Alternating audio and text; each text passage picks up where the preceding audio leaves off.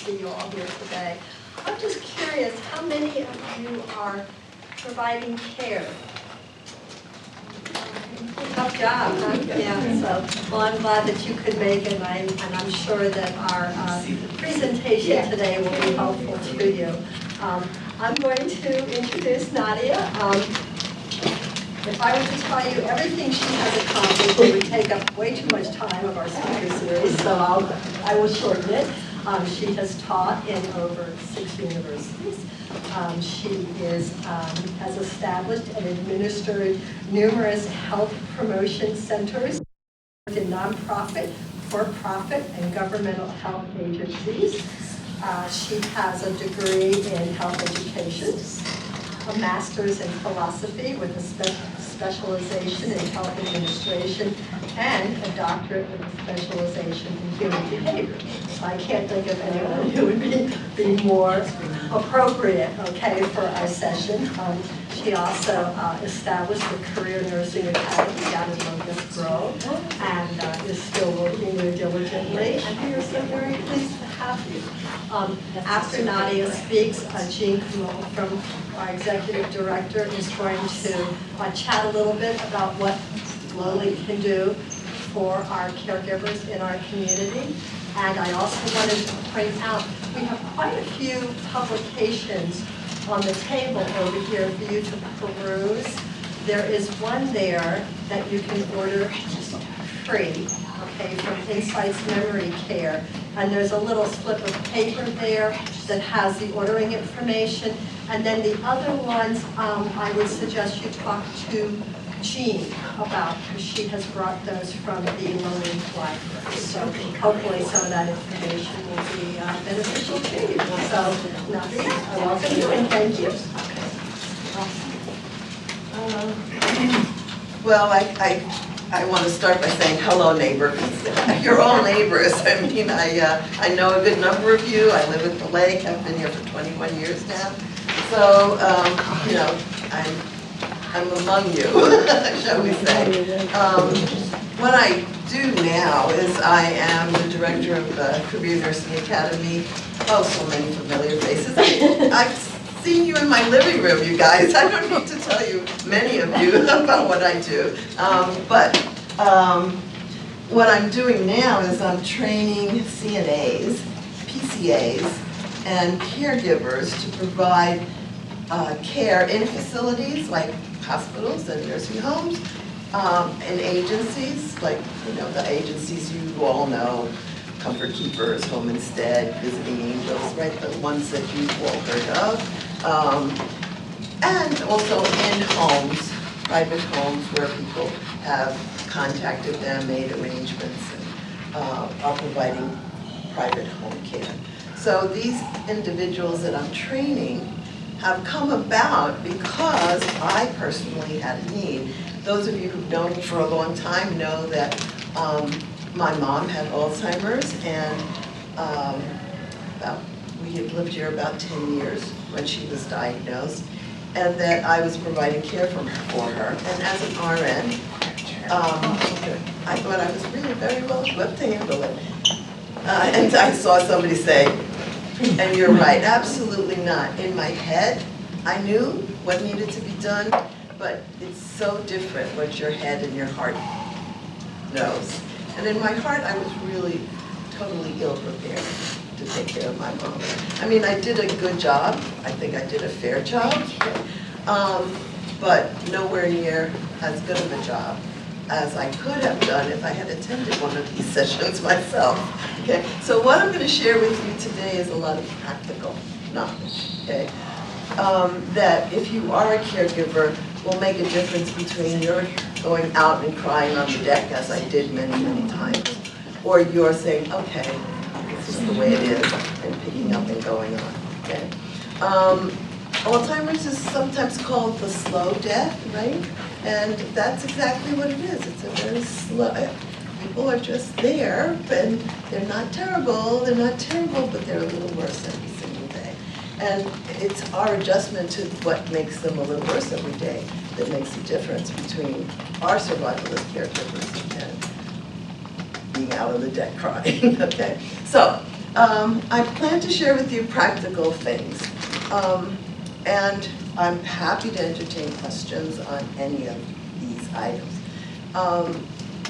In terms of going to what I do, those three groups of people, let me just start out by saying that most people don't know that there are distinctions, very strong distinctions between what one level of health care caregiving, and the other level of caregiving can provide. So there are companions. Companions are basic caregivers. They have very little medical training. They're usually the people who learn how to basically help with dinner or lunch, help with getting into a shower or bath. They sit and talk, they help you reading the paper. They are doing very basic life skills to help us seniors stay at home. And then there are PCAs, personal care aides. They do a little more, okay? They can take pulse and they can take respirations, they can do blood pressures, they can help you get in and out of a bath, okay? But they can transfer you from bed to the wheelchair. Now it starts getting a little trickier, okay? They can assist in a bed bath, but beyond that, they're stopped because they don't learn those skills. And then there's CNAs. CNAs, honestly, today are almost like first-year RNs. They do pulse, respirations, blood pressures, assist to ambulate, peri-care, catheter care, okay? They do range of motion exercises, okay? And you notice all these skills, right? They do 23 basic nursing skills, as long as they are non-invasive. You don't put anything into the body, you don't take anything out of the body. That's bottom line, non-invasive. But you can see each one, each category has a distinct level of skill and ability, okay? So the first thing I tell individuals who want to know what can I do, decide what level of skill you need, okay? If you need some assistance, think, okay, all I want is somebody to go to Costco with me and carry the 42 bottles of water into my car. I want that, okay? Now, you don't really have to be able to take a blood pressure to do that, right? So a caregiver can help you, okay? So just stop and think, what do I want? What do I need? The other thing I'd say, don't wait until after you need it. Before you need a caregiver, start thinking about what you need, okay? So that you don't get into a crisis, okay, where you're having your knee operated on next week, and you're saying, well, now, am I going to go to a rehab center, or do I want to be go back home? Well, that's a decision that really should have been made months prior, so that you can be prepared whichever way you want to go, okay? The other thing I'd say is don't think everything requires a facility, because everything doesn't. If you can plan and you really prefer to stay at home, you can make it work and stay at home. My mother stayed at home. She never put a foot in a facility. She stayed at home from the time she was diagnosed till her death. Part of the reason why I don't move from my house is because she died in that house, okay? And that's what she wanted, but more than that, that's what she needed, because my mother was predominantly a Spanish speaker. Okay, her first language was Spanish.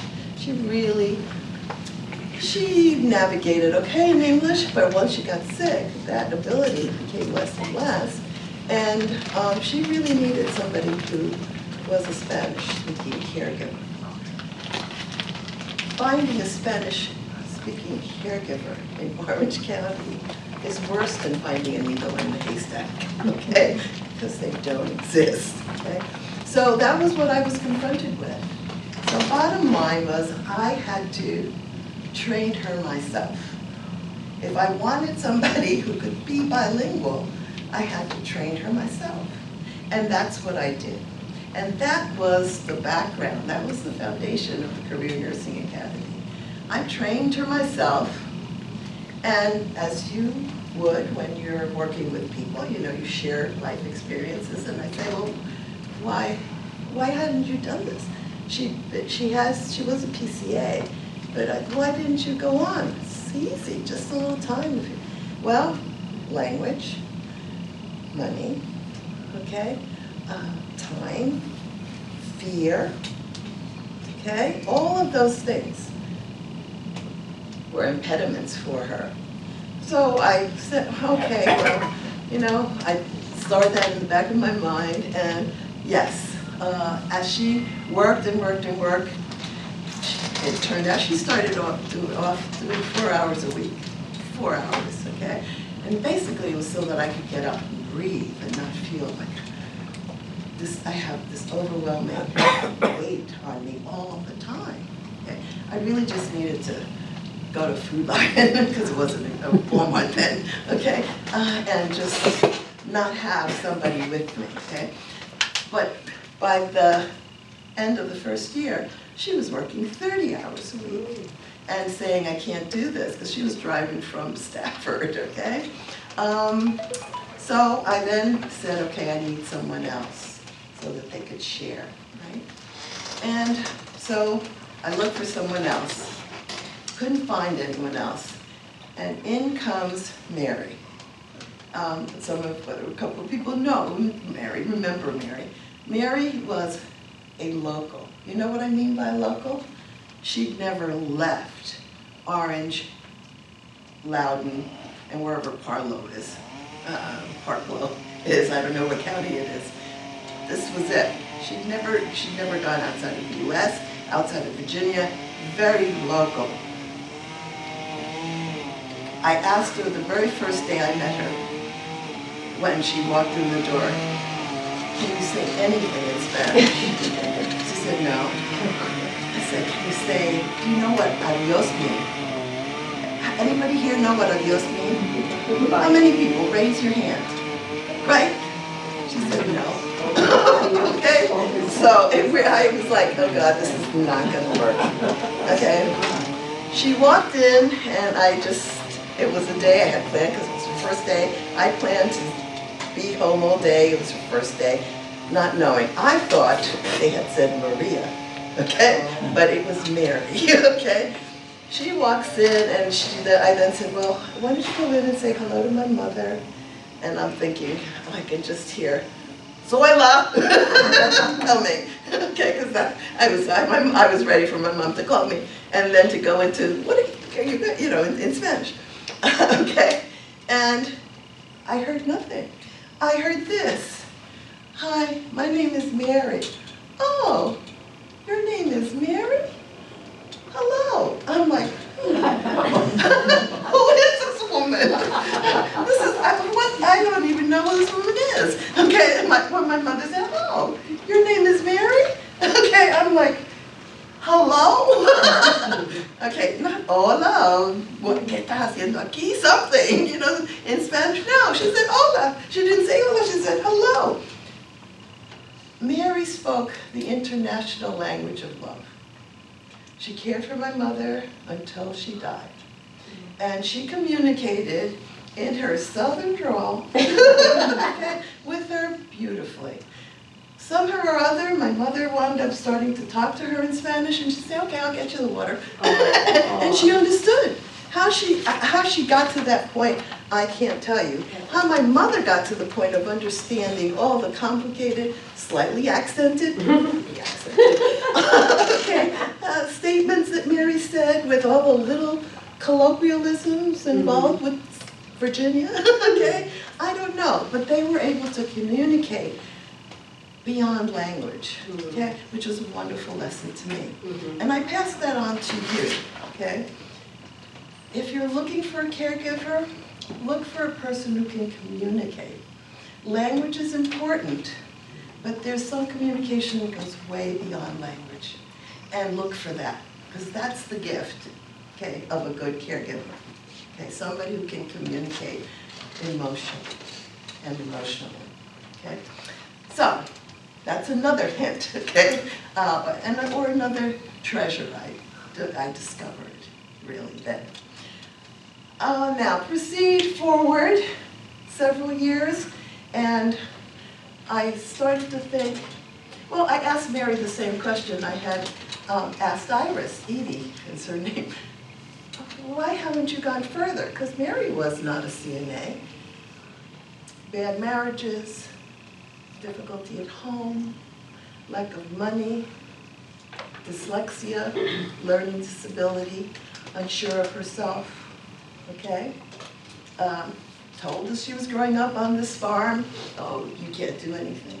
Right? You won't do anything. The best you can do is get married. Let's hope somebody wants you. That kind of thing. So I thought, I teach this person one thing and she learns it. I do it once, she does it next time. I do it once, she's not, she might be dyslexic, and she was, but she can learn and she's good, okay? So I said, well, let's see. So Mary was in the first class of the Career Nursing Academy that I offered, okay? I just got down and said, I've done this for universities, I've done this for private PVOs, private volunteer organizations. Why can't I start a school for myself and teach all these people who have had barriers presented to them, plus anybody else who wants to come? And that's the foundation of the Career Nursing Academy. So we teach all the basics for these entry-level careers in health, okay, and caregiving. And truthfully, this is what we need. As I look around all of our hair, okay? This is what we need. We need people who can offer us care. By the time we need a high-skilled geriatric nurse practitioner, we're in the hospital, we're in the facility, or on our way out, if you know what I'm saying, okay? We don't need those high-tech people if we're living. What we need is that little help. Somebody carrying the 40 bottles of water, okay, is really what we need, okay? And we need to learn some things, some basic things. And I brought some samples of some basic things, okay? Now, nurses don't answer. Emily, don't answer, okay? What is this? Pull her upper. Kind of. See? Lift belt? It's a gait belt, okay? It's something you use or your caregiver uses, if I can pull my stomach in, okay, to help a person lift and get up. So for people who are having difficulty getting up, you know, those knees don't want to do it anymore, or they're in a wheelchair, okay?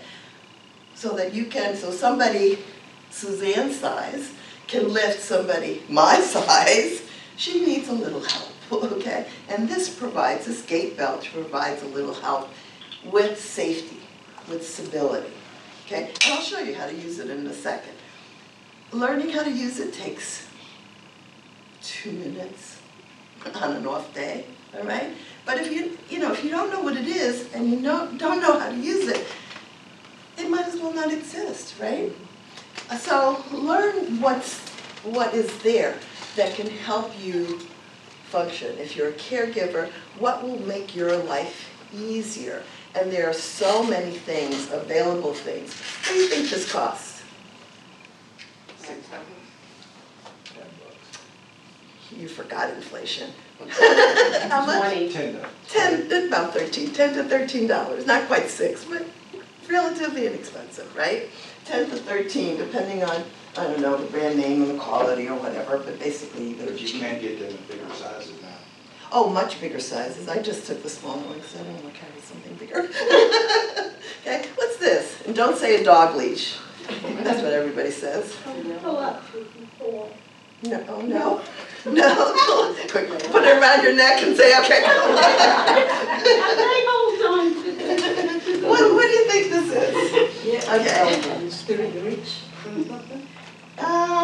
Well, reach for what? Bottles of water. Those 40 bottles of water. No, look. How many of you have high beds? Beds that are high, okay? And you're doing this. I'm trying to get right, to get into bed, right?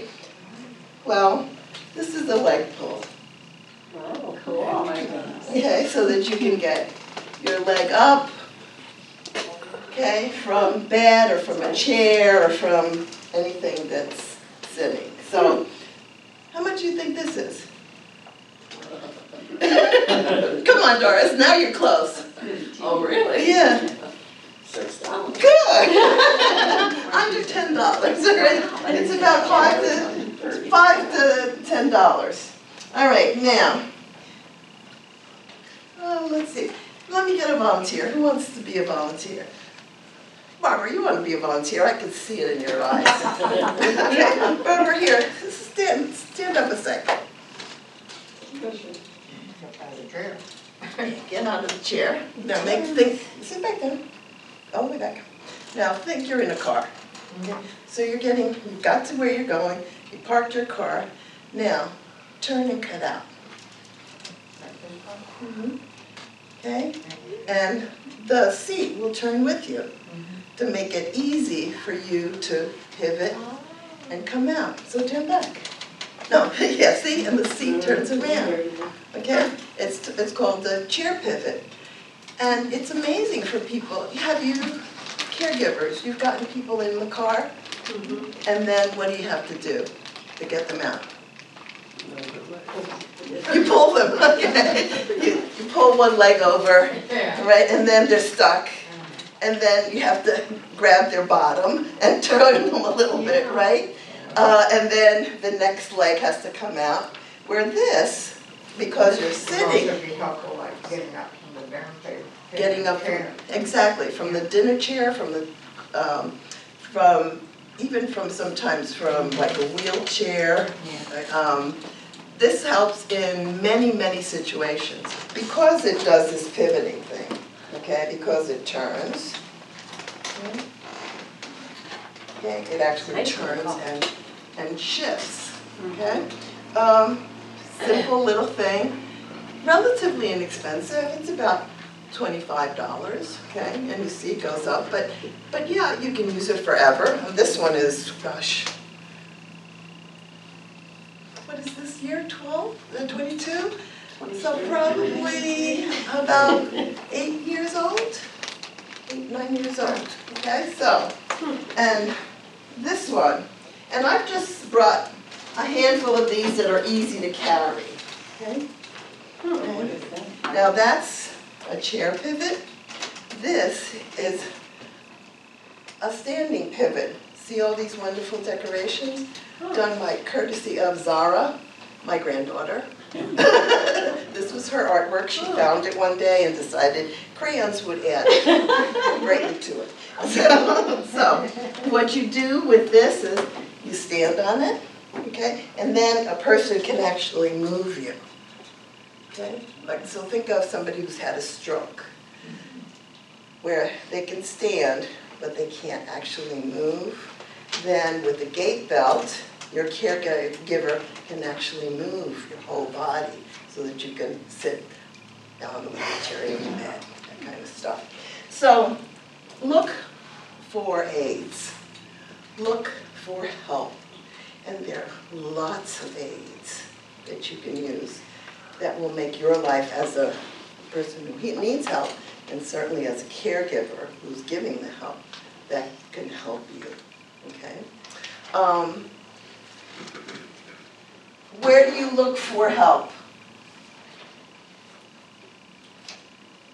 Where would you go to look for help? Amazon? Amazon, your computer, your phone, okay? How can I move a person who is bedridden, okay? Siri, you know, honestly, in this day and age, it's easy. And most of us are really good at using Siri and asking the questions, once you figure out how to phrase the question. Otherwise, she says what she does to me. I cannot access that information. Okay. But, you know, use your resources, and that's your phone and Siri and Amazon is a wonderful resource for you to use. What else? I would say as a very practical, helpful hint is figure out what stage in life you are. I just recently had a conversation after many, many hours of thought, and I came up with the conclusion that I am in my 5th life. You know, I had one life, and then life happened, and I went to my 2nd life, and then life happened, I went to my 3rd life, and so on and so forth. I'm now, the French used to say la 13e étage, and the French used to say, but I decided I'm in the 15e étage, the 5th, la 5e étage, the 5th stage, okay? Where are you in life, okay? Have you been diagnosed with something? And can you look at that something and say, where am I going with this? Where does this condition go to? Okay? And once you figure that out, you can figure out worst outcome and best outcome. And you want to prepare for the worst outcome. Don't prepare for the best. If you prepare for the worst, if you get the best, you're happy, right? If you prepare for the best, you're going to be unhappy if something less than that comes about, okay? So prepare for the worst and think, what am I going to need as I go through that stage, okay? And then go ahead and make the best decision for you. If you're the person who needs help, or you're predicting that you're going to need help, okay, ask yourself that basic question. Do I want to die at home? For some people, that would be horrendous. They'd hate it. For other people, I'd love it, okay? I'd love it, okay? I don't want to die in the hospital with all these nurses hanging around me. I live with them enough already, okay? But you know, what do you want, okay? Where do you see as the way to go, okay?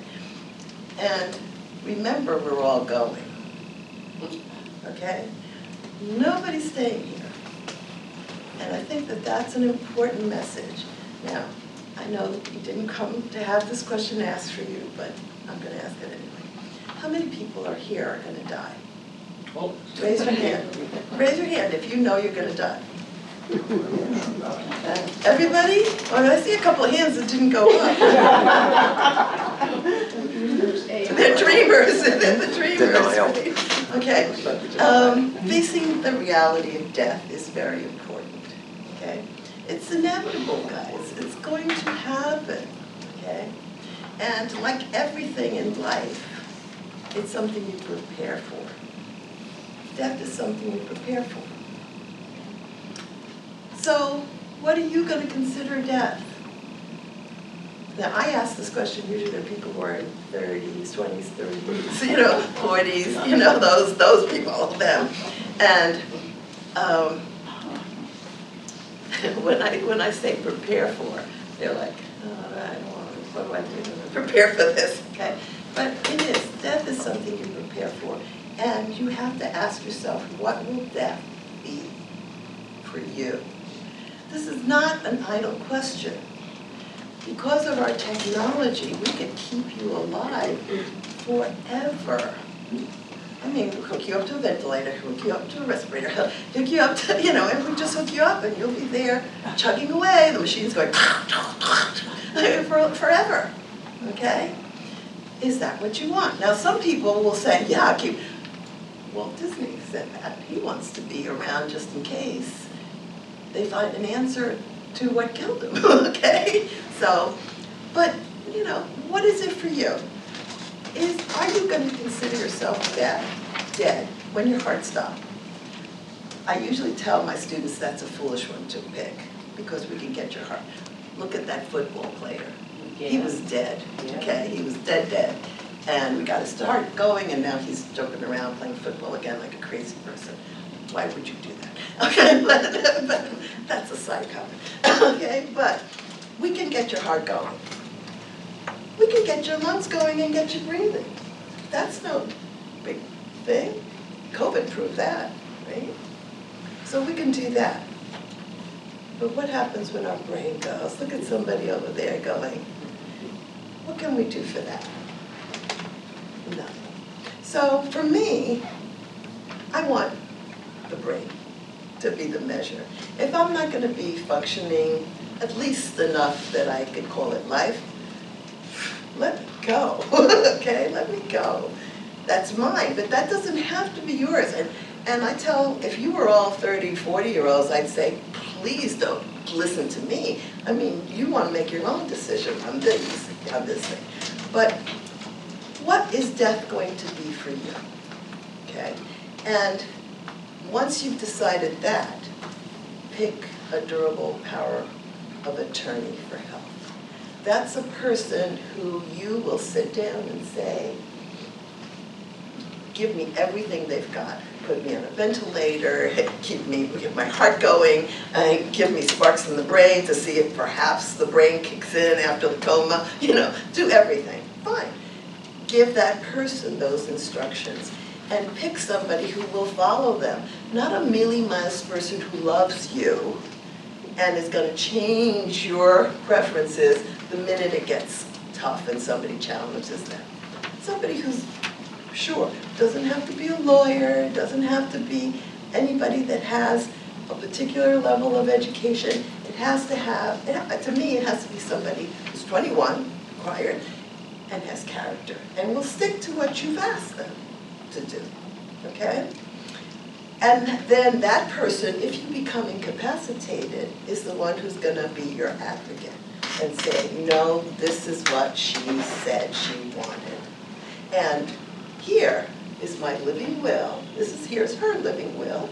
So you can look at it and see she itemized that she did not want to be on life support. Okay, or she said she'll be on life support as long as there isn't any brain damage. Okay, or clearly you see DNR, do not resuscitate. Okay? But nobody can be clear about it until you're clear about it. So, I would say, kind of a final parting word here, that's one of the things you want to do in preparation for the rest of our lives. Now, hopefully we'll all be around for 30 or 40 more years. No. Okay, but, in case we're not, I would say prepare those things now if you don't have it already prepared. And probably some people are, those people who are very good and very focused, some of you already have this done, and you're saying, have her end this conversation, but some of you don't. I know that. And it's time. It's past time. Because honestly, I tell the 20 and 30 and 40-year-olds that they should have it. Okay? They should have a living will. Because nobody knows. I mean, they could leave our parking lot and be struck head on and not make it. Right? So, it could be 20, but they could die anyway. So, get your durable power of attorney for health. It doesn't have anything to do with money, or property, just with health. Make sure you tell them what you want, because otherwise they don't know. Tell them where your will is, your living will that deals only with health, And then you can kind of say it's taken care of if I'm not around to say what I want, So, that having been said, do you have any questions about these practical hints for living the rest of our lives?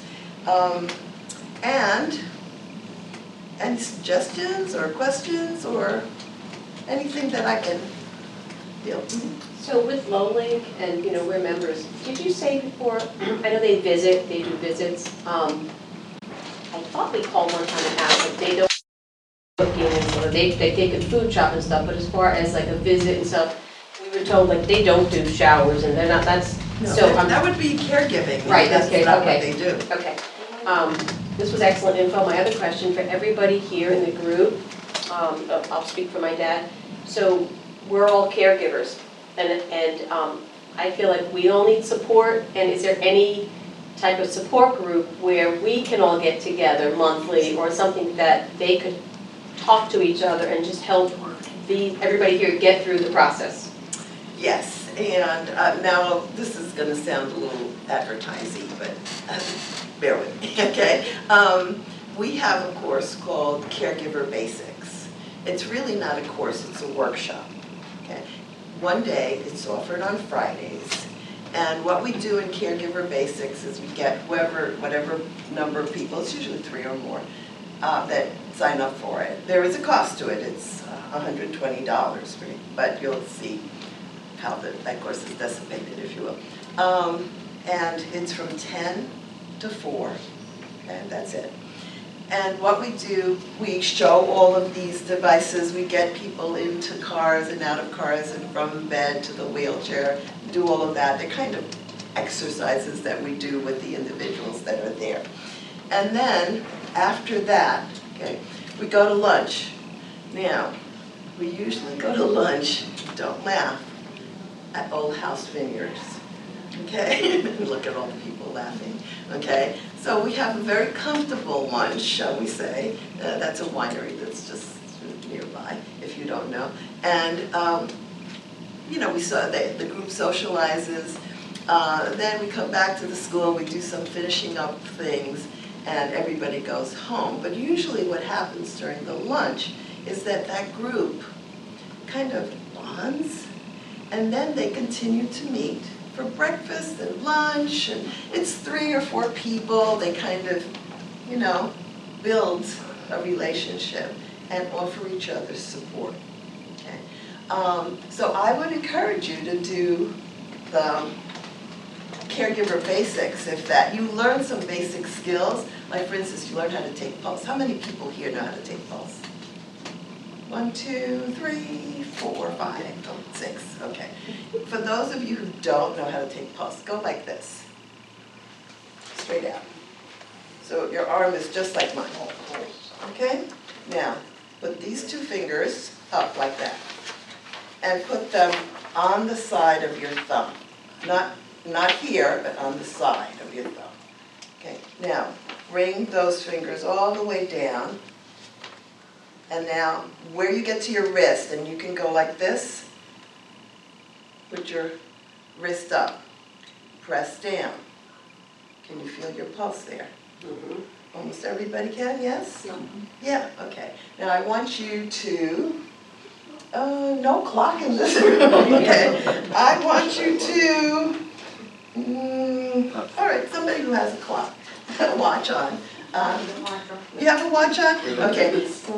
I want you, when your second hand gets to the 12 or the 3, say start. And when she says start, I want you to count. I'm on the 3. Start. Count every beat.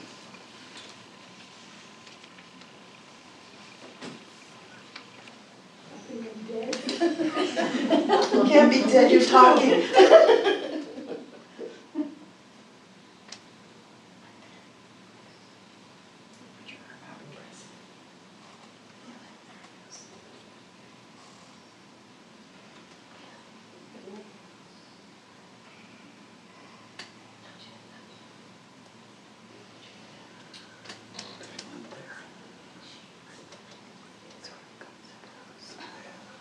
And when it gets back to the 3, Barbara, say stop.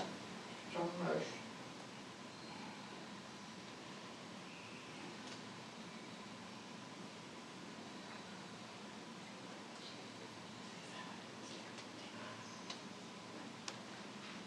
Okay. Okay, stop. All right, you have a number in your head, right? That's what you heard. Okay, let's hear those numbers. Let's hear, what did you get? What did you get? 70. 70? I didn't get it, I had trouble with You it. got trouble getting? No, got trouble too? Who got it? Who got it? You didn't? What'd you get? 65? 65? Did you get it, Linda? I didn't get it. It's always been my problem. Even in my younger days, right, you know, in an aerobics class, years ago, they asked you to do your, I always do it through my neck. The carotid, yeah. Yeah. Yeah, but you didn't get it this I time? think it, because it was late, Okay. and I did, yeah. Anybody else here? 63. 63? Anybody? No, nobody? 63? Okay. Average healthy adult pulse is between 60 and 100, okay? So you can hear just from the people who did it and got it, that everybody here is okay. Nobody was 120, right? If you were, we'd get a little, or 50, Yeah. which would mean, ooh, why is that heart so slow? Okay? So you get to know, so you learn some of those basic things in Caregiver Basic, but I think the biggest thing that happens in Caregiver Basics is that after that core of people, 3 or 4 people, continue meeting. They continue meeting, you know, and we don't have any part of that. I mean, they just get together for breakfast, or I'll bump into them on the street and say, oh yeah, we got together for lunch on such and such a day. Okay, so that social group. I think you're right. And actually, it no longer is happening, but at Lake of the Woods Church, there was a group called Onset. I know because I started it. And we used to get together every month. And what we did in Onset, the caregivers, it was myself and Norma Irvin, if you remember Norma. Norma did the people, the caregivers, and I did the people with Alzheimer's. And the people with Alzheimer's, we had activities, crafts, arts and crafts, and woodwork, and we had a Halloween parade one time. It was a lot of fun. And then the caregivers would meet, and it was a mutual support group where they discussed approaches to caregiving and so on and so forth. That stopped, but I think it could start again, and that's something that Lowlink might be able to do, because it's not really caregiving. And Lowlink and the school work together on, this came after Onset. When Onset finished, we would do once a month an Alzheimer's meeting at the academy, at the school, where the people with Alzheimer's would come in for an hour, and the caregivers would have an hour free, which was, it was called something, but it was basically respite care, which we have stopped doing, but we certainly could do something like that again. So there are lots of opportunities to create or recreate things, okay? And I'll tell you, last thing, one of the things we recreated is free blood pressure days. We're doing free blood pressure days at the school from 1 to 3 on those dates that are listed there. So if you want to have your blood pressure taken, you can take it at home now so easily, but you can come in and the students will take your blood pressure on those days, okay? And that's just a community Where's that being done? at the school, at the Career Nursing Academy. Now, there are cards there with the address. You know where the school is. I know you know where the school is. Where can you get the best fried chicken in the area? I'm serious. The market. What market? The market. Exxon? On Exxon. That's where the school is, okay? And that's how people know that whole shopping district. So we're at the same place as the market is, on the opposite side, on the same side, but the first building, and they're on the fourth. By the building. Exxon. Yeah. Did you used to be by the post office? We were. You were, okay. Yeah, and about 3 years now in September, we moved to that new location. It was a new building then. I'll tell you later. I just have a question. I don't know if it's appropriate for this discussion, but I have a friend in Florida. He wants to move out of his trailer into an apartment or a small house, and we don't think he's capable of caring for himself, and don't really know how to help him, or what, there's different kinds of assisted living arrangements that I think it would be good, but he's resistant to it, and I don't know really how to help him, what direction to push him in. I mean, we're not family, we're friends. His family is kind of out of the picture, which is unfortunate, and he's down there by himself, and we don't think he can take care of himself. Well, let me just say, there's something in life about that's effective, you can ask the military this, is in terms of tactics. It's all how you sell it, okay? Telling or even suggesting that he can't take care of himself, wrong approach. The right approach is, because you can take care of yourself, you want to be with people where you can do things. Now, do things, what are the things he likes to do? So you have to know about that person in order to give them. One person might be thrilled saying, you can watch television all day and not have to get up to make a meal because the meals will be prepared for you. Okay, so think about who he is. The other person will say, well, you can go play tennis 3 times a week. Who wants to do that? I don't know, but I think it's wonderful for those who do. So you have to sell it, okay? And that's what I would say. You don't want to say you really can't take care of yourself. You want to say you can take care of yourself. And this is how you would do it. And you wouldn't have to worry about taking care of the trailer because you could take care of you and do the things that you want to do. Sell it so that they want to go, not that it's good for them to go. People don't necessarily want to do what's good for them. They want to do what they like doing, you know? So make it so that he wants to do it. Well, how do we find places that would be appropriate? There are different kinds of care facilities now, different levels, like, you know, assisted care, where you get a meal or whatever, and, you know, that's it. Well, if I were trying to help a friend, especially at a distance, I would look for a system that has step downs. So they can get into independent living even in the beginning, which is basically an apartment, but that's it. Right. And then go to assisted living right within the complex. And then, once assisted living is not working anymore because they need skilled nursing care, they could go into skilled nursing. So at least a 3-tier level, okay? And you can find that out by just getting a list of places in Florida, in the town of whatever part of Florida they're in, what are facilities that have all 3 levels, assisted or independent assisted and skilled. So just Google it, like, and just, yeah? Hello Siri's, can you tell me, tell me the list of facilities that have tiered or stepped levels in nursing homes. And they will, you know, in Delray, and they'll give you, they might not give you every single one, but they'll give you a couple and then you can call those and so on and so forth. I just wanted to add that our LowLink has had discussions, and we have a term we call Plan B. And sometimes we might say, well, maybe not right now, you're happy where you are. But if there comes a time you need a little more help, what would be your choice?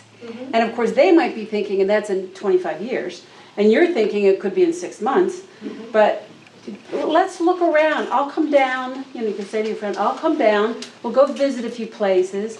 Let's just get an idea what's out there in case we want it later.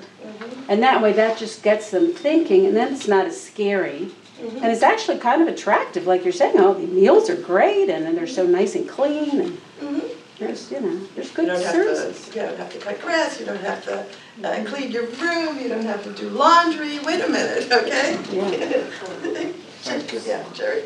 Oh, yeah, I was going to ask you, what is it that causes a person who can't really remember their family sometimes, or what to do, or friends, yet they can remember if you put on music, they remember to dance, and they remember the words to the songs. They start to sing. What causes that?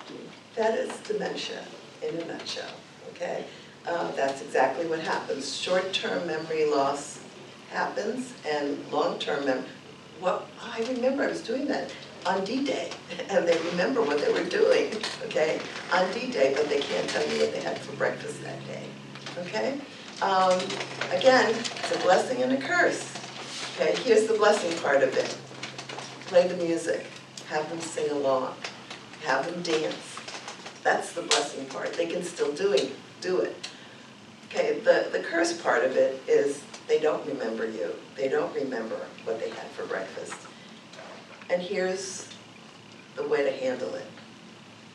Be the person they think you are. If they say, hi Mary, I forgot you, I told you when I was going out today that you needed to go to school with me and you weren't ready because Mary's her sister and you're her mother or you're her daughter, be her sister, okay? And keep in mind, play this record in your head. It's not the person. It's not my mother, it's not my father, it's the disease.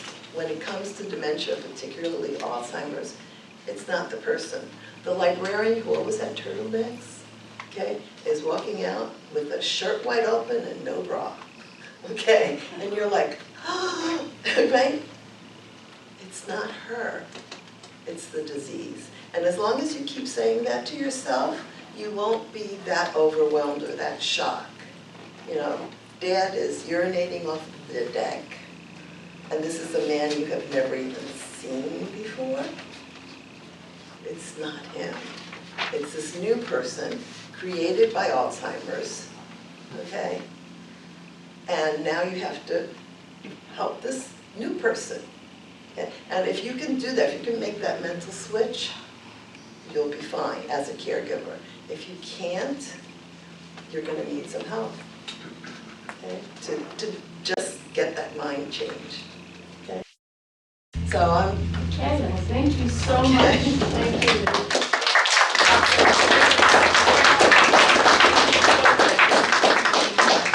I learned a lot. And excuse me, I'm going to grab my glasses because I should not have set them down. So I know many of you. I'm Jean Comeau, the Executive Director of LowLink, and just a little bit about what I am so passionate about LowLink, or the reason why, is because I have done caregiving in both directions, kids, parents, and kind of experience trying to help people with everything from feeding tubes and trachs to dementia and just a wide range. So as a caregiver, I totally am behind you and support you. As an individual whose hair is starting to turn the color you were mentioning, I'm also thinking about my plan B, as Jane mentioned, because we all really do need to both plan for ourselves as well as caring about those around us.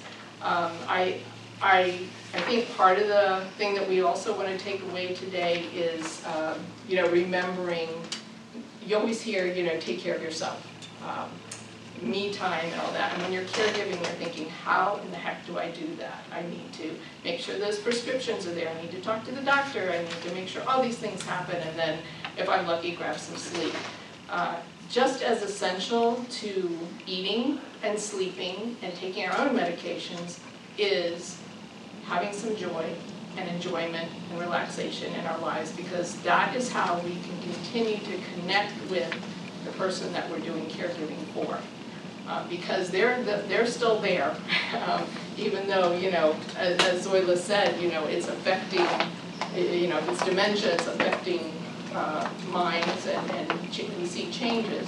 But I'll just give you a little anecdote. My mother recently,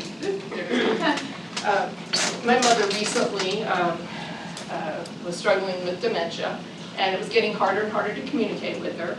And so at the very end, I was singing her all those childhood songs that we sang together in the car that were from like the 40s, that she taught us, silly nonsense songs.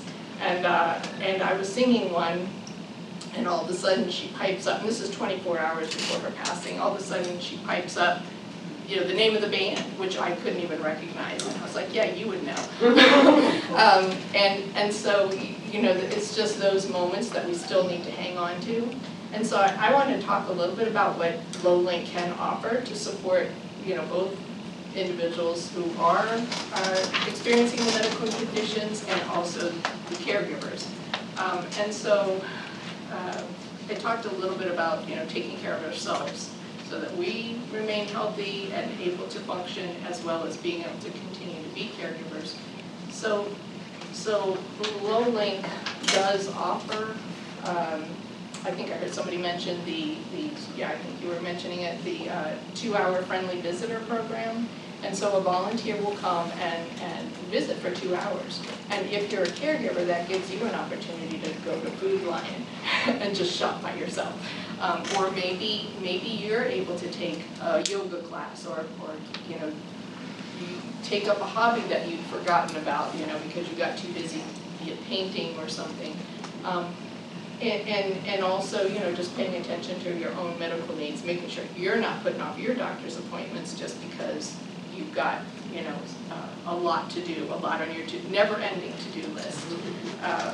So, just glance at my notes here.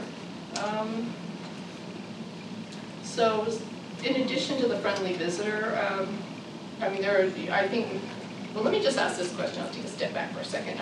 So how many people here are Lowlink members? Okay, great. How many people here are Lowlink volunteers? Nope. Okay, great. And how many people here are guests or visitors from the community? Okay, welcome. Glad you're here. In addition to the many services that we offer to members, such as handyman services and friendly visitor services, check-in phone calls, the long list. You may know we also have a lot of social activities, and that is my vote. I thought I'd turn the volume down, but apparently it failed.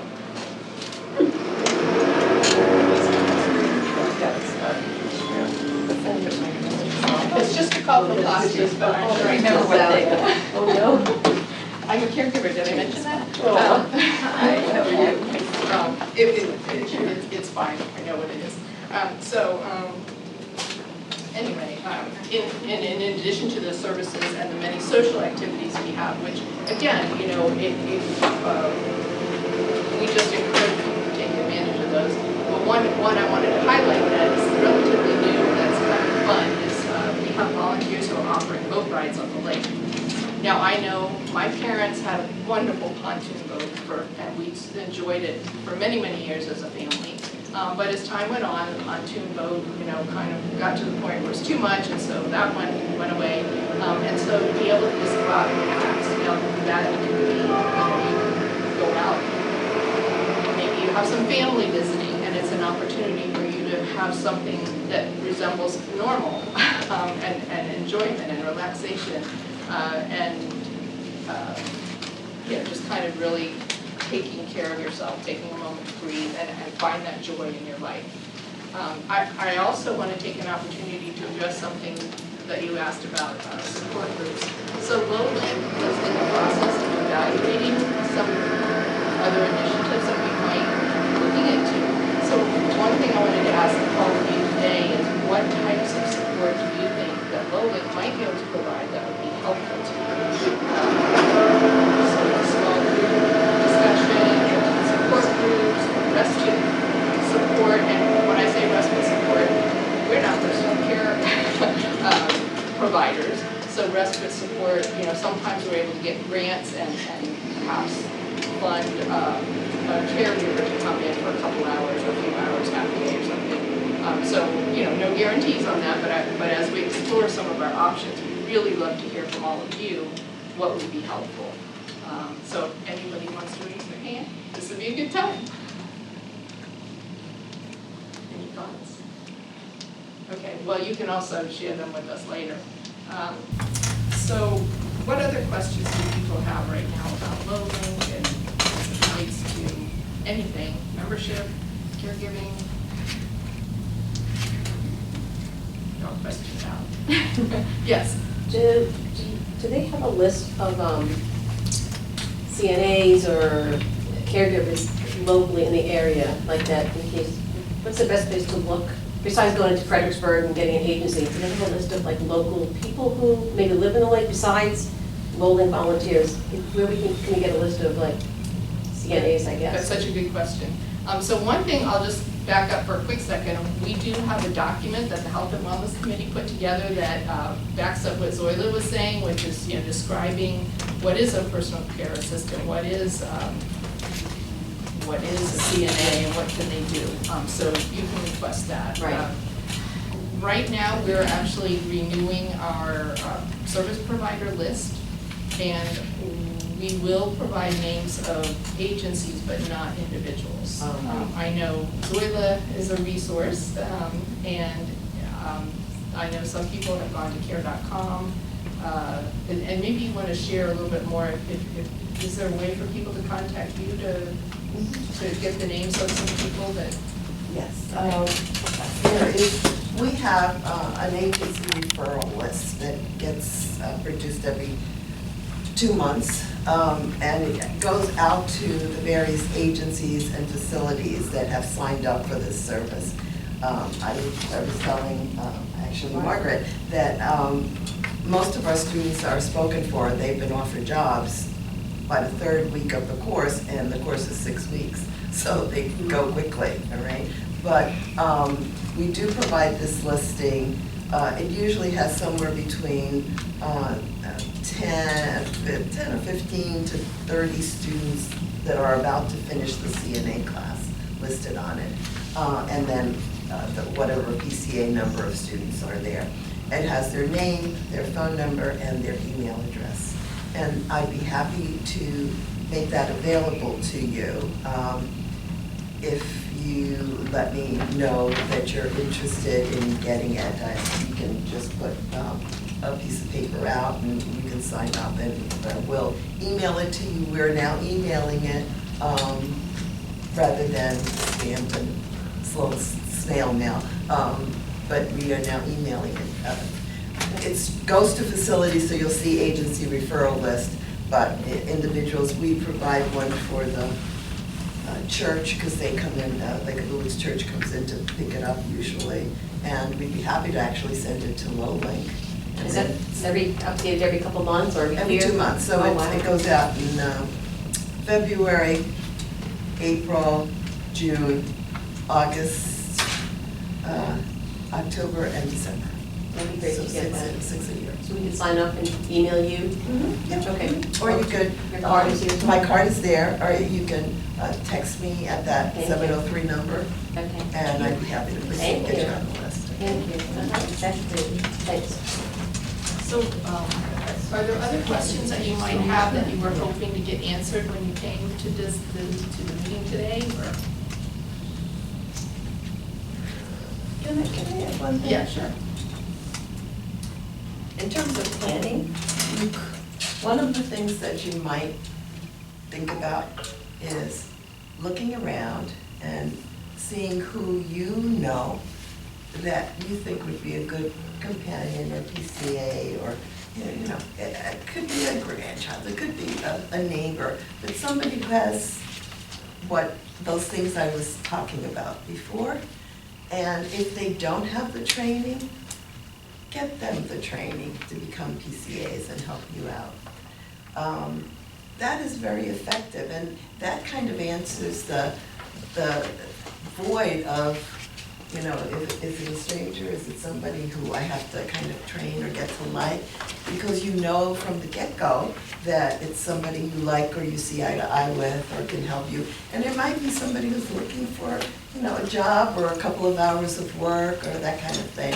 So the cake doesn't have to be made. You could go and buy it at the grocery store is what I'm saying. You could kind of grow your own. And I find that works very effectively, but it's not used many times.